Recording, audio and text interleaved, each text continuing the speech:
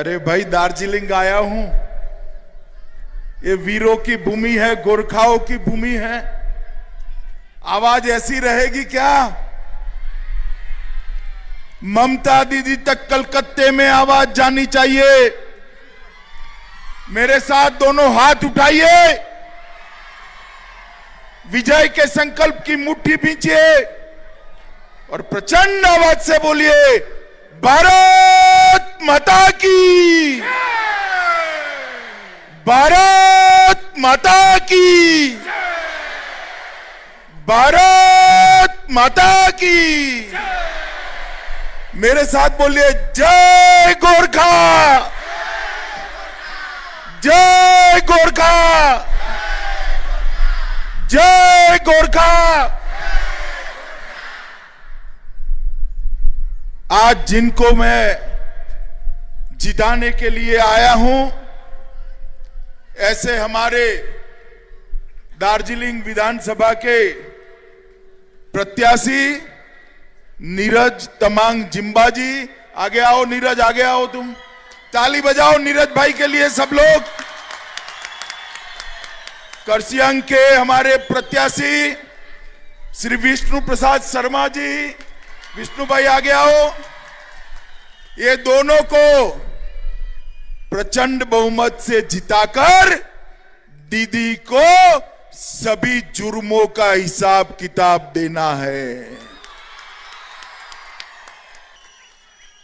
GNLF के नेता भाई मान गिसिंग जी,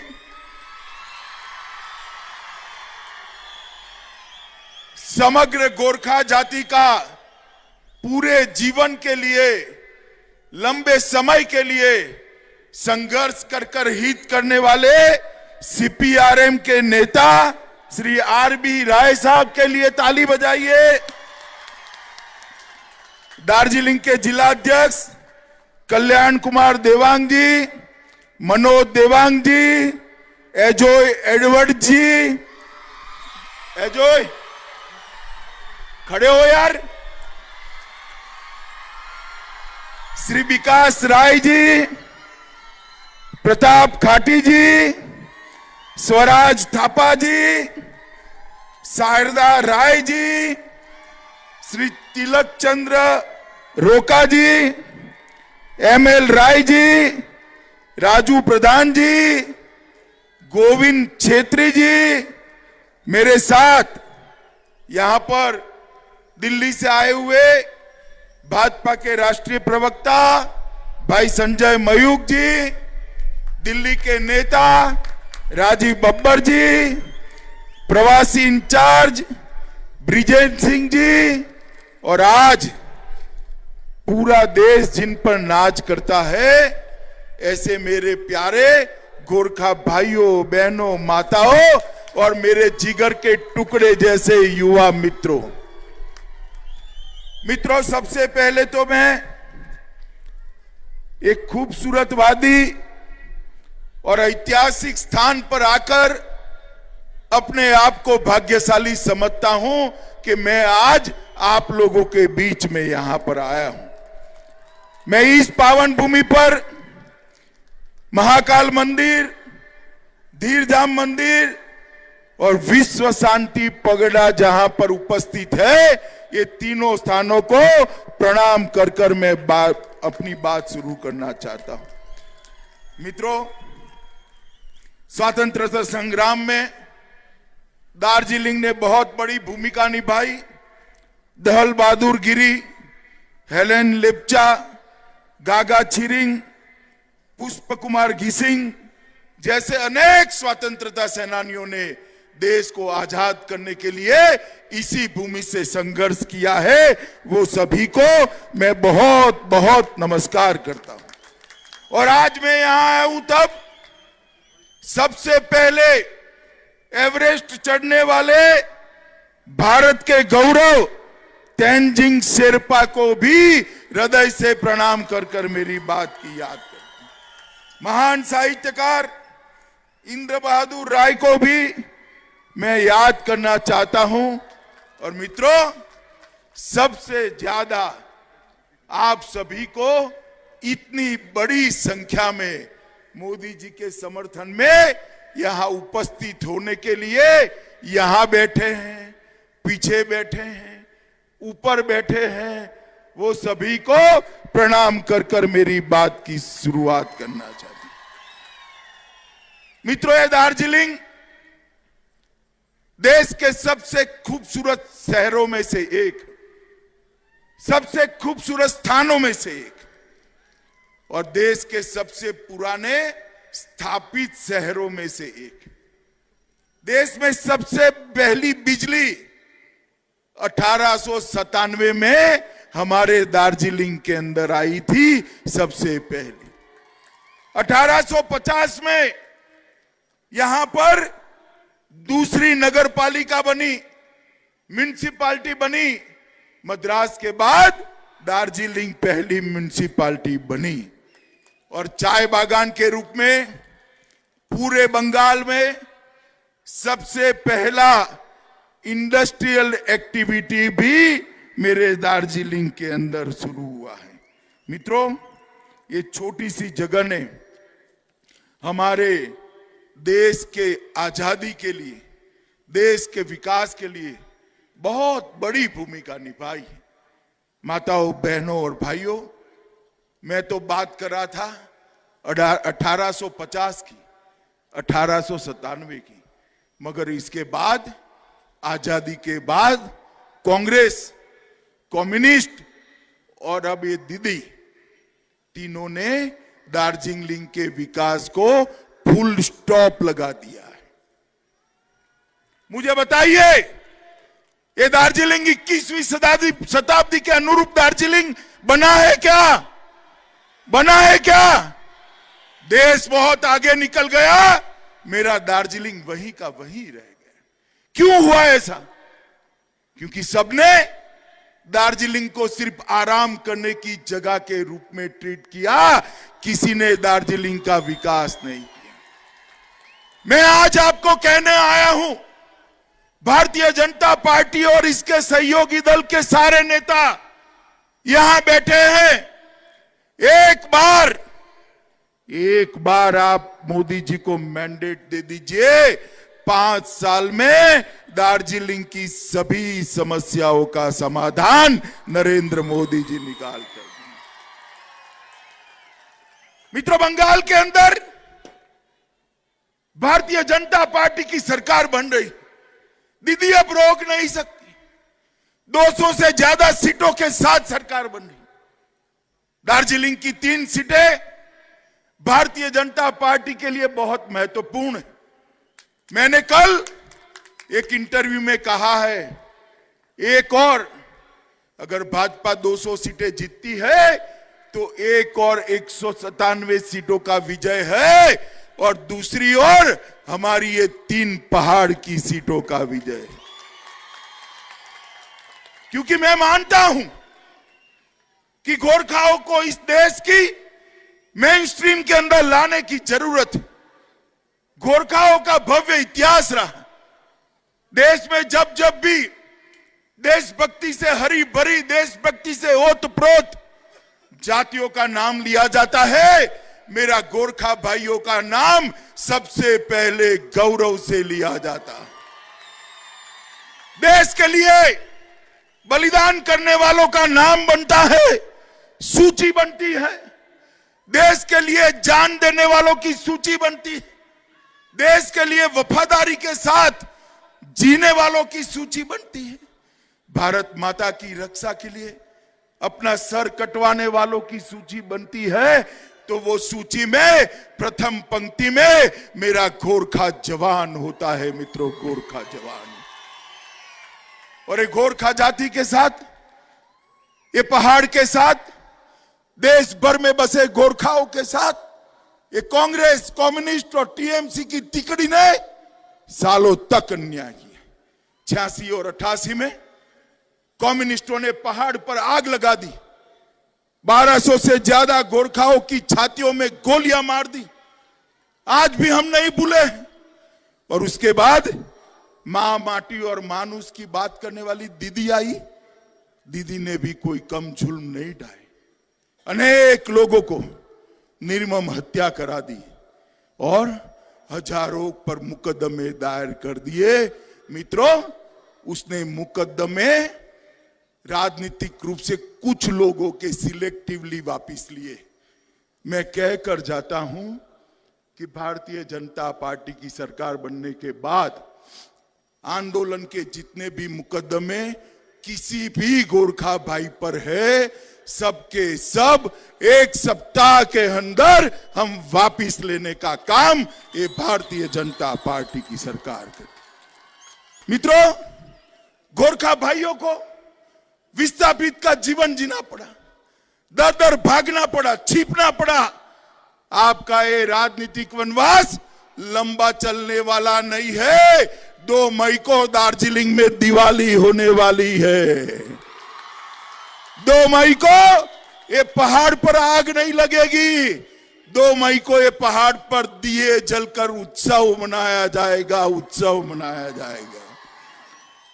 गोरखाओं के साथ न्याय केवल और केवल भारतीय जनता पार्टी ही कर सकती है, क्योंकि भाजपा, भारतीय जनता पार्टी और गोरखाओं का गठबंधन हमने नहीं बनाया है, आपने नहीं बनाया है। भाजपा और गोरखाओं का गठबंधन ईश्वर ने बनाकर जमीन पर उतारा है। ये पवित्र गठबंधन है। ये गठबंधन को ताकत देने के लिए आज मैं यहां आया हूं। मेरे गोरखा भाइयों, बहनों, माताओं, युवाओं को अपील करने आया हूं कि आइए, देश भर के गोरखाओं को देश की मेन स्ट्रीम के साथ जोड़ने का एक मौका देश के प्रधानमंत्री नरेंद्र मोदी जी को दीजिए। मित्रों, मैं जानता हूं आप सभी के मन में गोरखाओं की समस्याओं का स्थायी राजनीतिक समाधान क्या हो सकता है, उसके लिए एक चिंता है। मगर हमारा संविधान बहुत व्यापक संविधान, हमारे संविधान में हर समस्या का समाधान है। मैं आज इस पवित्र दिन पर आप लोगों को वादा कर कर जाता हूं कि गोरखा समस्या का स्थायी राजनीतिक समाधान भारतीय जनता पार्टी की दोनों सरकारें, केंद्र सरकार और बंगाल की सरकार मिलाकर निकालेगी। आपको अब आंदोलन नहीं करना पड़ेगा। छूटी हुई 11 गोरखा उपजातियों को एसटी का स्टेटस चाहिए। सालों से मामला लटक रहा है, ना बंगाल सरकार ने चिंता की, ना भारत सरकारों ने चिंता की। भाजपा की भारत सरकार आई, मगर ममता दीदी कोई मीटिंग में आई ही नहीं। कैसे करे? अरे बदल दो ममता दीदी को, भाजपा का मुख्यमंत्री ला दो। 11 गोरखा जातियों को अनुसूचित जनजाति का, एसटी का स्टेटस देने का काम ये भारतीय जनता पार्टी की सरकार करे। मित्रों, हम चाय बागान की पीड़ा से अवगत है। पर्जा पट्टा का आपका वेदना हम जानते हैं। पीढ़ी दर पीढ़ी चाय बागानों में काम करने के बावजूद, पीढ़ी दर पीढ़ी सिनकोना बागान में काम करने के बावजूद पर्जा पट्टा नहीं मिलता है। हमने तय किया है कि पर्जा पट्टा 6 महीने के अंदर हर गोरखा भाई बहन को देने का काम हम करेंगे। चाय बागान के मजदूरों के लिए अभी अभी जो बजट नरेंद्र मोदी सरकार ने रखा, उसमें 1000 करोड़ रुपए की घोषणा की। 1000 करोड़ रुपया चाय बागान के मजदूरों के, हमारे श्रमिकों के लिए, उनके रहने के घरों के लिए, उनके लिए अच्छे हेल्थ सेंटर बनाने के लिए और उनके बच्चों की प्राइवेट स्कूल बनाने के लिए भारतीय जनता पार्टी खर्च करने वाली है। मित्रों, खर्च। और चाय बागान के श्रमिकों का वेतन, हम आज तक जो शोषण हुआ हो चुका, चाय बागानों के मजदूरों का वेतन हम बढ़ाकर 350 रुपये तक ले जाने का हमारे संकल्प है मित्रों। दार्जिलिंग की सबसे बड़ी समस्या पीने का पानी है। इसके कई रास्ते हैं, पहाड़ है, पानी को बचाने के कई रास्ते हैं, मगर किसी ने करा नहीं है।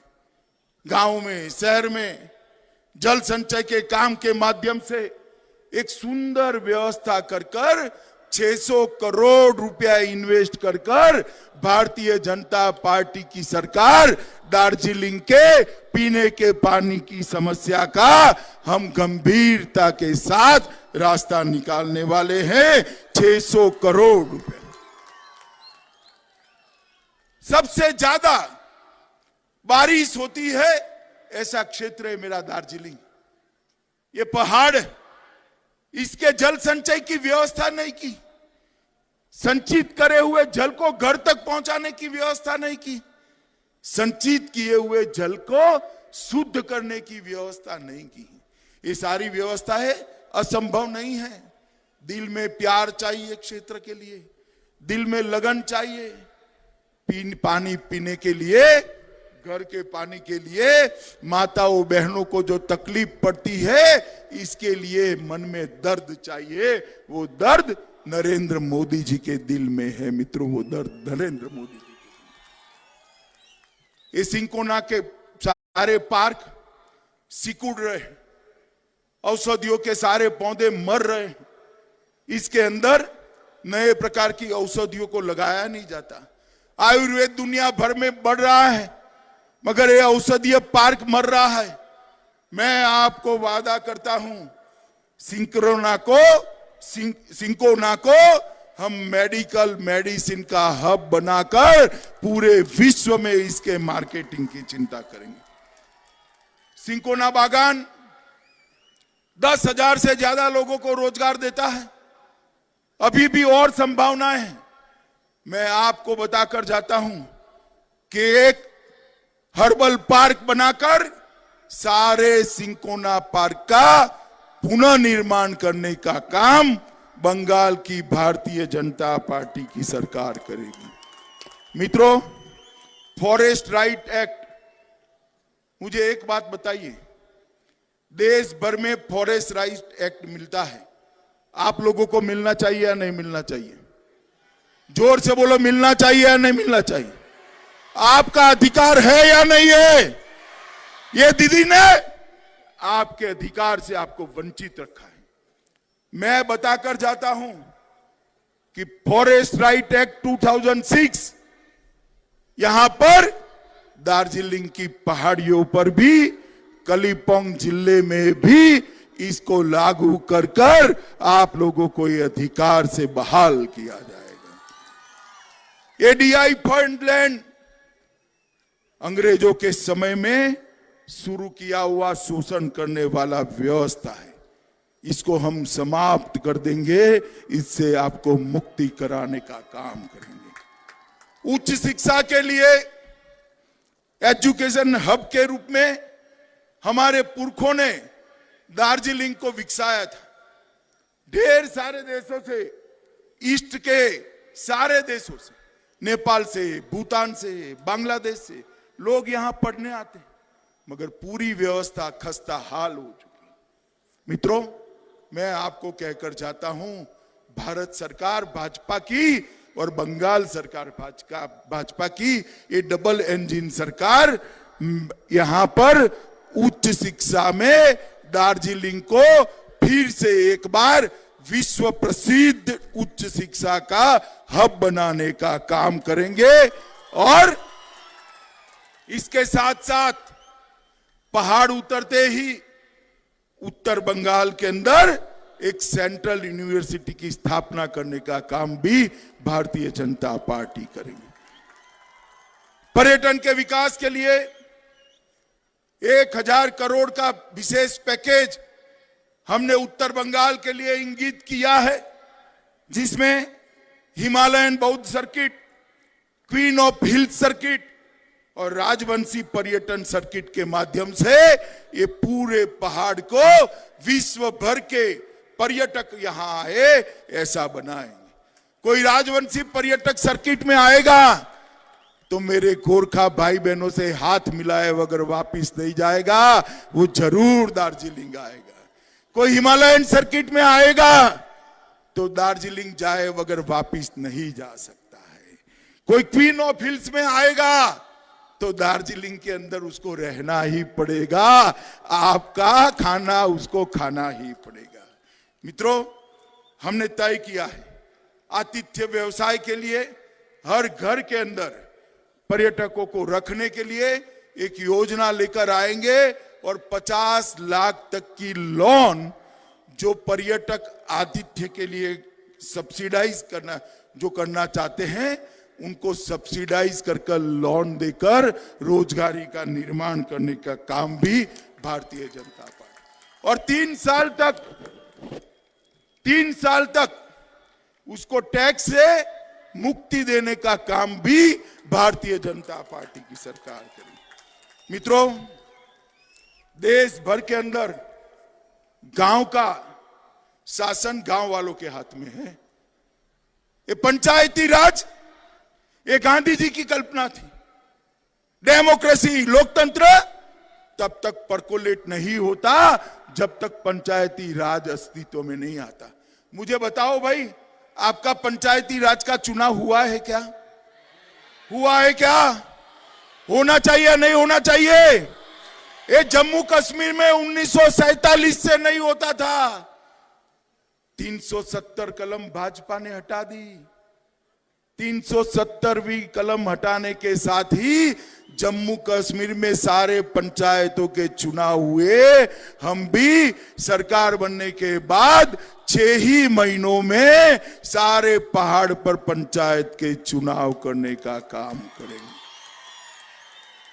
ढेर सारे आपके पैसे, चाहे मनरेगा के हो, पीएमआरएफ के हो, आरआईडीएफ के हो, केंद्रीय आवास योजना के हो, ये भतीजे के लोग खा गए। भतीजा जानते हो ना? जानते हो ना? ये दीदी उसको मुख्यमंत्री बनाना चाहती है। आप चाहते हो? आप चाहते हो? अब उनको ऐसा है कि पैसा खा गए, कौन पूछने वाला है। ये दीदी के सारे सिंडिकेट वाले मौज मस्ती में हैं। मैं गोरखा भाइयों बहनों माताओं आपको कहने जाता हूं, ये अपने आप को जो तुरम खान समझते हैं, हमारी सरकार बना दीजिए, जेल की सलाखों में रोटियां तोड़ने के लिए हम मजबूर कर देंगे। अरे शिक्षकों की भर्ती में भ्रष्टाचार, जो शिक्षक, जो टीचर बच्चे को पढ़ाता है, ये पवित्र व्यवसाय के अंदर आपने भ्रष्टाचार किया है, हम आपको नहीं छोड़ेंगे। इसकी एसआईटी होगी और जेल की सलाखों के पीछे जाना पड़ेगा। मित्रों, हम एक बात मैं आपको बताता हूं, दार्जिलिंग का अधिकार है कि दार्जिलिंग म्युनिसिपैलिटी को दार्जिलिंग म्युनिसिपल कॉरपोरेशन में बदलना चाहिए, और हमें आपके अधिकार की पुष्टि करते हैं। भारतीय जनता पार्टी की बंगाल सरकार बनने के बाद दार्जिलिंग म्युनिसिपैलिटी को दार्जिलिंग म्युनिसिपल कॉरपोरेशन में बदलने का काम भारतीय जनता पार्टी।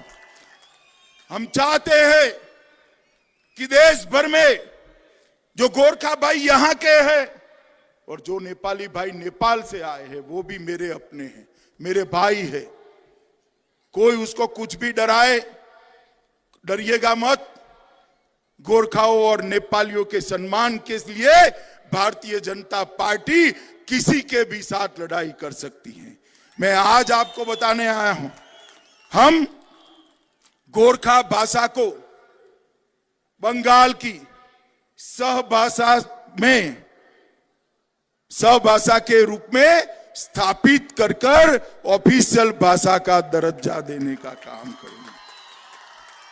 प्रसार भारती, दूरदर्शन नेपाली में अलग टीवी चैनल बनाकर आपके एजुकेशन और आपके मनोरंजन के लिए काम करेंगे। अभी मुझे तो मालूम ही नहीं था। कल मैं गया रोड शो में हमारा प्रत्याशी, क्या नाम है उसका, सुबह प्रताप, मेरे कान में घुसुरपू करे कि भाई साहब एनआरसी एनआरसी। मैंने कहा भाई एनआरसी कहाँ है, कौन लाने वाला है, अभी तो कोई योजना ही नहीं। कि नहीं भाई साहब एनआरसी आएगा तो गोरखाओं को तकलीफ होगी। ये दीदी आपको डरा रही है और डराकर उसके जुर्म आप भूल जाओ ऐसा करना चाहती है, मगर गोरखाओं पर जो जुर्म किया ना दीदी, गोरखा भूलेंगे नहीं। भूलेंगे क्या, भूलेंगे क्या? देखो मैं आपको स्पष्टता कर जाता हूं, एनआरसी की अभी कोई बात ही नहीं है, मगर भविष्य में भी आएगी। कोई गोरखा का बाल बांका कोई नहीं कर पाएगा। कोई आपको डराने के लिए आए, मेरे नाम से कहना कि देश के गृह मंत्री ने कहा है गोरखाओं को डरने की जरूरत नहीं है। ये अफवाहें फैलाकर अपनी राजनीतिक रोटियां सेकना चाहते। मैं इस मंच से दीदी को कहना चाहता हूं, दीदी एक गंदी राजनीति अब नहीं चलेगी। गोरखा युवा जागरूक हो चुका है, गोरखा युवा आपके खिलाफ लड़ेगा, गोरखा युवा अत्याचारों का हिसाब किताब करेगा। क्या डराना चाहती हो, इस तरह से डर जाएंगे क्या? मैं आपको कहता हूं गोरखा इस देश की शान है, इसका बाल भी बांका नहीं हो सकता। कोई गोरखा कभी घुसपैठिया हो नहीं सकता। ये उसी की ही भूमि है, जितनी मेरी है उतनी आपकी है।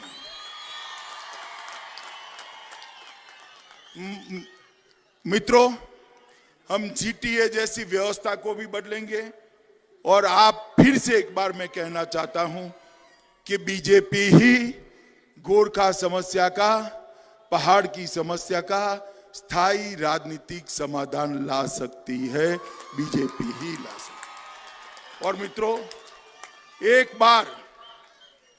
एक बार दीदी ने हम लोगों में दरार डालने का प्रयास किया, कुछ लोगों पर केस कर उनको शरण में ले गई। मुझे तो उनकी भी कोई तकलीफ नहीं, उनके प्रति कोई फरियाद नहीं है, कोई शिकवा नहीं, उनके पर भी केस किए थे। मगर एक बार दीदी को अपनी एकता का परिचय बता देना चाहिए। एक बार आप लोग इस चुनाव में तीनों की तीनों सीटें भाजपा और सहयोगी दल को जिताकर बता दो कि दीदी गोरखा और भाजपा का गठबंधन जो है ना, ये अटूट गठबंधन है, भगवान ने बनाया हुआ गठबंधन, इसको आप तोड़ नहीं सकते। और ये चुनाव हमारे लिए, ये चुनाव जो है हम सबकी एक प्रकार से परीक्षा है। भाजपा और गोरखा की एकता को तोड़ने का घिनौना प्रयास तृणमूल कांग्रेस और दीदी ने किया। इसका मुंह तोड़ जवाब देना, उसको समझाना है कि ऐसे जुर्म कर आप हमें तोड़ नहीं सकती, हमारे बीच में भेद नहीं कर सकती। तीनों की तीनों सीटें कमल के और साथी दलों को छिताकर दीदी को एक स्पष्ट संदेश एक बार भेज दीजिए कि दीदी जुर्म से झुक जाए, जुर्म के सामने झुक जाए, वो गोरखा नहीं होता है, गोरखा लड़ने वाला होता है। मुझे बताओ माताओं, भाइयों, बहनों, युवाओं, गोरखा कभी जुर्म के सामने झुकता है क्या? झुकता है क्या? पूरे बंगाल के अंदर इस दीदी ने सिंडिकेट का राज चला है, घुसपैठिए घुसाए हैं और घुसपैठियों के माध्यम से वो अपनी वोट बैंक खड़ी करे। मित्रों, भ्रष्टाचार, राजनीतिक हिंसा, राजनीतिक प्रतिशोध, ये दीदी ने बंगाल की राजनीति को सबसे नीचे स्तर पर ले जाने का काम किया है। मैं आप सभी को दो हाथ जोड़कर विनती करने आया हूं, ये परीक्षा का समय है, हम सब की परीक्षा है, मेरी भी है, आपकी भी है, मेरी भी परीक्षा है, आपकी भी परीक्षा है। हम सब ने एकजुट होकर हम पर जुर्म करने वालों को मुंह तोड़ जवाब देना है। बैलेट के बटन में कमल के सामने बटन दबाकर। बताइए भैया, मेरे गोरखा साथी बताएं, कमल के निशान पर बटन दबाएंगे क्या? अरे यार, ऐसी आवाज होती है क्या? जोर से बोलिए, दबाएंगे क्या? भाजपा और साथी दलों को जिताएंगे, तीनों 3 सीट पर विजय प्राप्त करेंगे। देखो माताओं, बहनों, भाइयों, बटन तो कमल के सामने जरूर दबाना, मगर इतने गुस्से के साथ दबाना कि बटन पहाड़ पर दबे, करंट कलकत्ते में दीदी को लगे। क्या मोदी जी के हाथ आप मजबूत करोगे? पहाड़ की समस्याओं का समाधान करोगे? हम पर किए गए अन्याय का हिसाब किताब करोगे? तो मेरे साथ दोनों हाथ उठाइए, उठाइए दोनों हाथ, और प्रचंड आवाज से भारत माता का जय घोष करिए। भारत माता की, भारत माता की, भारत माता की जय गोरखा, जय गोरखा, जय गोरखा। वंदे वंदे वंदे। आप सभी का बहुत बहुत धन्यवाद। आप सभी को बहुत बहुत शुभकामनाएं।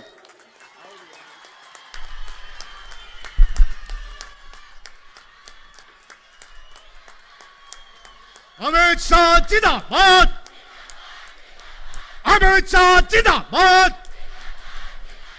अमित शाह जिंदाबाद। जय श्री राम, जय जय श्री राम, जय जय श्री राम, जय